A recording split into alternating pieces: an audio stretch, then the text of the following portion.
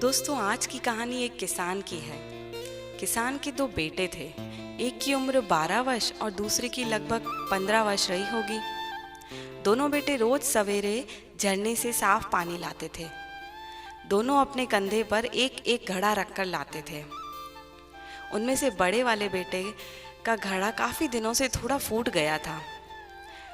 छोटे वाले बेटे का घड़ा बिल्कुल सही था और इस कारण से घर तक आते आते किसान के पास करीब 1.5 घड़ा पानी ही पहुंच पाता था।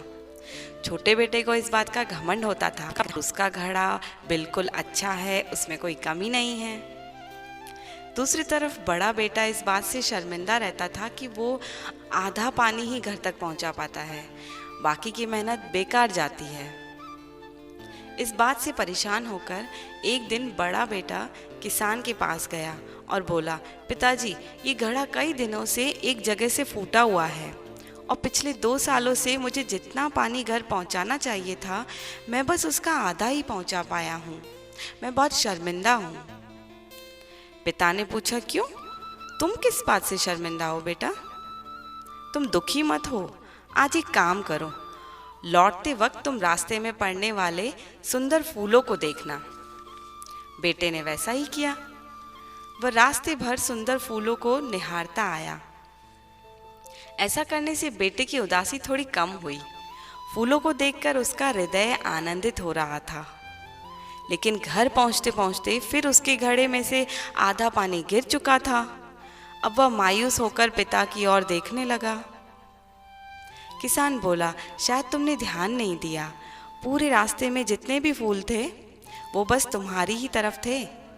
सही घड़े की तरफ एक भी फूल नहीं था। ऐसा इसलिए क्योंकि मैं हमेशा से जानता था कि तुम्हारा घड़ा फूटा हुआ है, पर मैंने उसका फायदा उठाया। मैंने तुम्हारी तरफ रास्ते पर रंग बिरंगे फूल के बीज बो दिए थे। तुम रोज थोड़ा थोड़ा कर उन्हें सींचते रहे और पूरे रास्ते को इतना खूबसूरत बना दिया।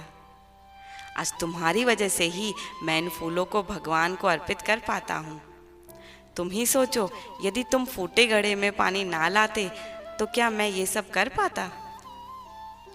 किसान की ये बातें सुनकर बेटे ने कहा, अरे हाँ पिताजी, मैंने इस तरह से तो सोचा ही नहीं था कि फूटे घड़े का हम ऐसे उपयोग कर रहे हैं। अब बेटे के मन से उदासी मिट गई और वह एक नई उमंग में आ गया।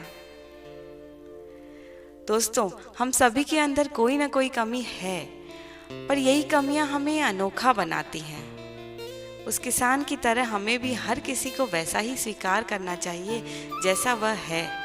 उसकी अच्छाई पर ध्यान देना चाहिए और जब हम ऐसा करेंगे तब फूटा घड़ा भी अच्छे घड़े से ज़्यादा काम का और कीमती हो जाएगा। आपका दिन शुभ हो।